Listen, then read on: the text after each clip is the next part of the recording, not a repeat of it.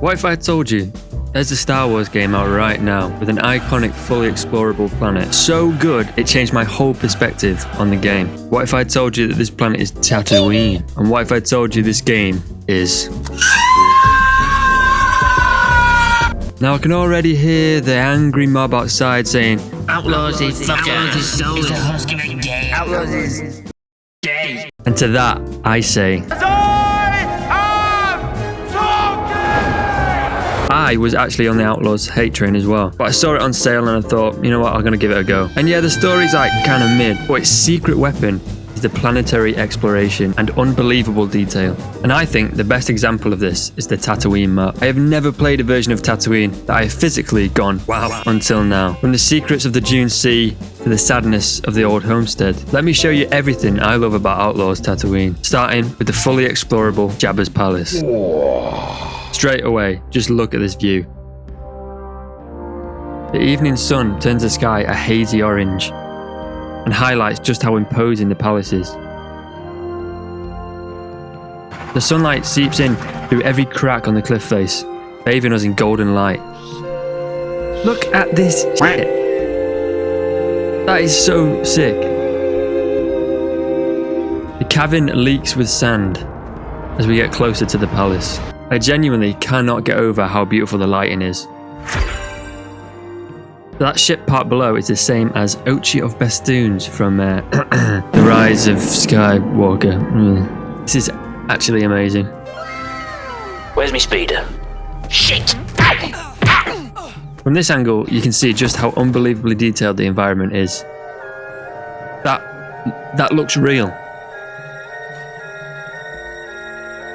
Working our way through the inside, we get to explore the inner workings of Jabba's palace like never before. It's a labyrinth of corridors and a hive for thugs. The Gamorrean guards are actually really intimidating, as we will see soon. This is a cool bit of information on the Bomar monks. Those Spadri f***s you can see in Return of the Jedi. How to avoid getting hit in the... So I tried to be real sneaky above this guy, which worked well until it didn't. Oh poo, oh crap, oh no, No problem here. This seems to be a central power generator for the whole place. The internal lighting is so atmospheric, it makes the whole place feel like a kind of dark fantasy castle. There's so much detail in every corner of the palace, in every grain of sand. My silver penny! These lower levels are really grimy and like forgotten. There's a very welcome Easter egg here, the main man himself, Boba Fett. Such a cool cameo, although I will say, his Mythosaur logo is on the wrong shoulder. Oops. Hey, you know where this guy is or not? I've even put my shoulder on the wrong side this morning. That's how cross I am, how crazy I am today. Okay, bye lad. These bestiary areas are really creepy and atmospheric, and there's a lot of death here. The Gamorreans are absolute tanks. You do not want to be caught. You must think I'm flipping blind. So as I was sneaking past here, my controller died, and when I sorted it, I was welcomed to this lovely sight. Jump in! What did he add? Get up! Scum! Have on your troller, maggot! We then sneak into the holding area to find Nix, and this weird one-eyed owl dog thing. After shooting some blokes, we finally find Nix, and then get captured by the fat bastard himself. And of course that leads to being dropped into the pit, and this is a really detailed version of the Rancor's little house. It's got all the classic places, such as the escape door, the slide, and the big iron gate. It's even got a little hiding area where I think Luke squeezes into, and potentially this is the bone that he actually uses in the film. We then shoot our way out through the rest of the palace. Just look at the friggin' light in here. It is so sick. The game absolutely kills it in this aspect.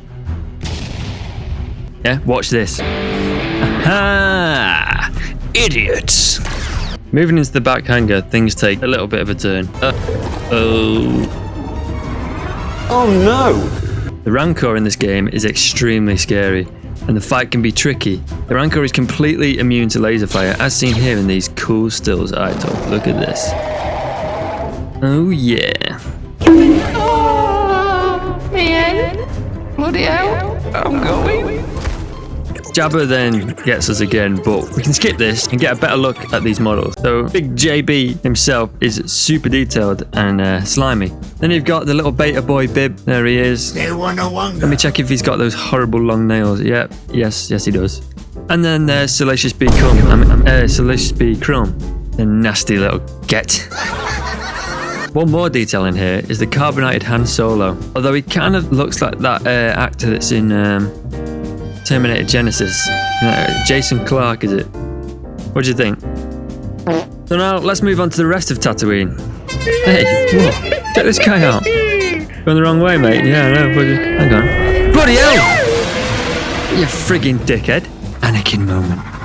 Yeah, nice one, mate. See you in hell. Traveling through the Tatooine Wastes is so cool. You just feel like Anakin, you know, like when...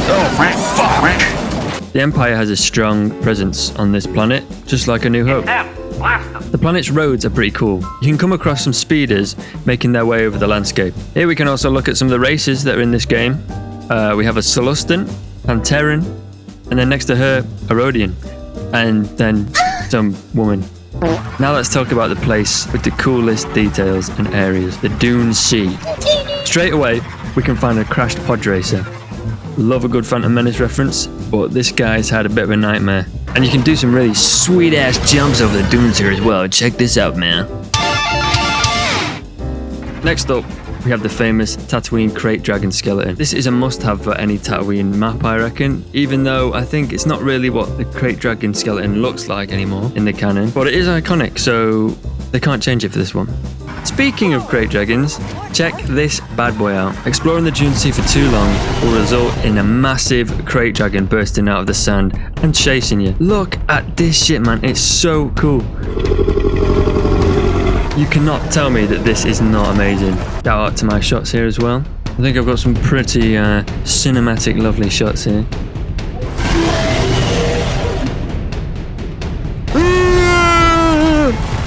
Multiple places around the planet, you can find herds of wild bantha. And it's really cool to see these boys roaming around and get super close to look at them. But something really interesting is if you look at the bantha up close, you can really tell that they've actually modelled it after your mum.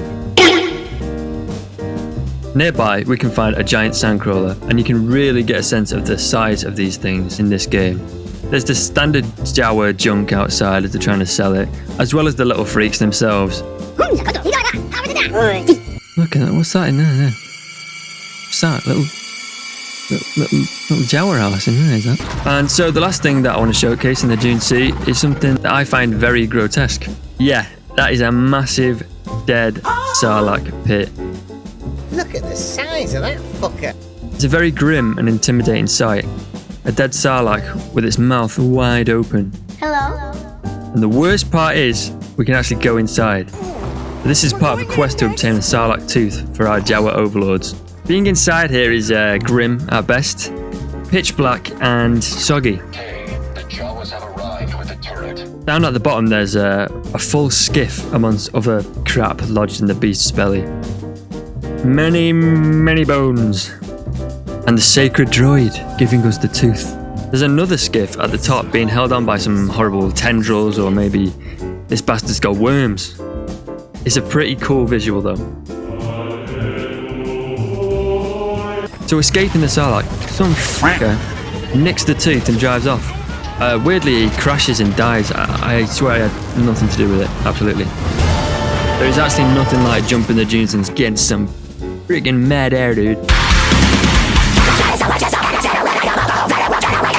So a very big part of the map is dedicated to the Jundland Wastes. You know, Jundland Wastes are not to be travelled lightly. big Anakin vibes driving through here. The cliff tops always make me think that I'm about to be shot to death by Tuskens. The map is just so good. Even just the vast landscapes that you can see are just super, super immersive. In the Waste, there's various Tusken huts and homes that you can find. Now, the Tuskens are actually in this game in a cutscene in the main storyline, and you can kind of see them for a little bit if you walk back out from where that cutscene plays. But that's it, really. You can also find some of these K-79 S-80 troop transports around the planet, and I just think it's absolutely hilarious that you can see the little fellas in there. Hey, let me at him, Chief. I'm ready. Moving on to the hive of scum and villainy itself, we start out in Docking Bay 94, which is the same one the Millennium Falcon was docked at in A New Hope. Don't you know? As we strut out onto the sand-filled streets, we're met with this. I think having a fully explorable, fully realised version of Mos Eisley is super cool. It looks absolutely great, extremely detailed. Something I think is very cool is they actually put stormtroopers riding dewbacks throughout the whole city, which I think is very immersive. Look at him. He knows he looks mint. Mos Eisley has a very, very heavy Imperial presence, just like in the film. However, you really get the sense that they've stepped up their control of the planet. Stormtroopers really, really look good. High res, very detailed. Move along. Ships fly overhead constantly, adding to the immersion. As stated before, the Empire has a very strong hold over the city, with a lot of these checkpoints set up to catch reprobates like you. The city itself is extremely accurate. Walking through the streets, you just get a sense that people do not like the look of you. The city is just so alive, and you can see people working and also dossing about. Can I get your number? It's full of really cool places to find, like this food court area. Again, super, super detailed. The Empire is really watching everything that you do. We don't need to see his identification. Oh, wait. Look at this guy. He's massive. Oh. Oi, prick! Sorry. Walking through the busy marketplace is super immersive. It really feels like the city's very much alive without the player even needing to be there. And again, the lighting and shadows are just spot on. So I think that this checkpoint is where Obi-Wan and Luke get stopped on the land speeder. And you can even find a similarly coloured speeder with a blue astromech waiting to get through. Yeah, good luck, pal. Next to that, we can find arguably the most recognisable part of Mos Eisley, the wreckage of the Dowager Queen. The accuracy and scale of the ship is unmatched and really gives us a proper look at it in its glorious, detailed state. This ship just gives me instant flashbacks to Battlefront 2, the original one, but it looks a bit crap in that one, and this looks spot on. So around the corner from there is what I believe could be Watto's junkyard. Its layout and look really brings to mind the Blue Bastard's business, and I'm sure it's the same one. Is this the door to his office? Maybe? You can even find parts of a crashed LA-80 here, which is actually something that I can talk about in a prequel details video on this game. If you're interested, just let me know about that one. This has got to be Watto's junkyard, surely. If not, maybe it's his brother's motto. The overall vibe of Mos Eisley is captured so well in Outlaws. I really give props to the designers and the developers for just how detailed and accurate the place is, as well as how alive they've made it feel. You don't need to see his identification.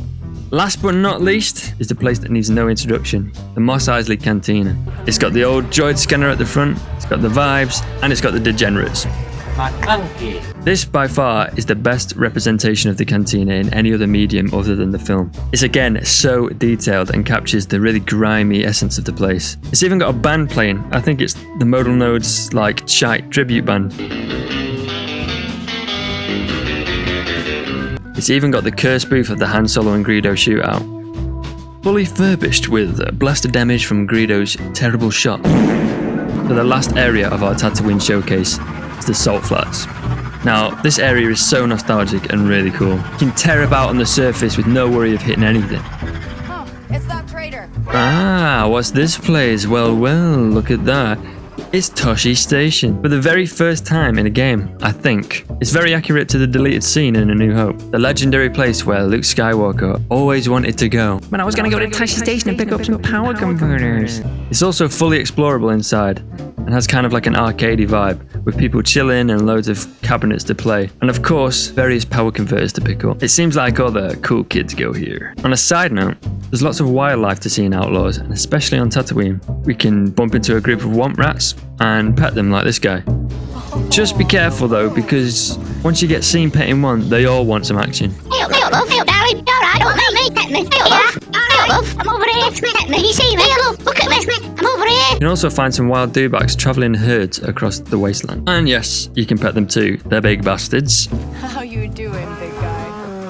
The very last place I want to show you today is very, very famous. You can find the Lars homestead. A couple of scavengers outside give us a bit more information. You're late. late too. All the best stuff's been taken already. And then absolutely tear off. Being at the homestead years after the events of A New Hope is very sobering and honestly very somber. You can see the blaster damage and scarring from the fire. Their skeletons would have been right here. Going inside, you can see the sheer disrepair the homestead is in. It's full of sand and various debris, including a very familiar looking droid head. Moving over to the living area, we can see the desert has slowly reclaimed it over time. We can actually go down into the sand and explore what remains. Abandoned. No surprise. I'm amazed anyone lasts out here at all. You can find this really, really sad message, which I presume is written by Beru. Being here is just very, very sad. Thinking, this is what's left of Luke's home. This is where he grew up, and this is where his uncle and auntie died, protecting him. I did look as well for Shmi Skywalker's grave, and by all references, it should be right here. Maybe Lars removed the markers to save Luke from knowledge of his grandmother, to hide him. And with that, there's just one last thing left to do.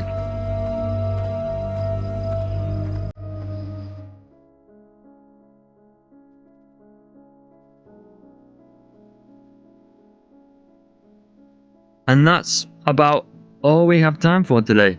I hope I've given you a good overview of Tatooine and what Outlaws kind of has to offer. I think maybe you should give this game a second chance. It's actually got a lot of value, especially for avid Star Wars fans. So if you enjoyed the video, please like and subscribe like all the YouTubers tell you to do. It helps out so bloody much. And I hope you have a great day, night, evening, morning, whatever. And I'll see you in the next one. Goodbye.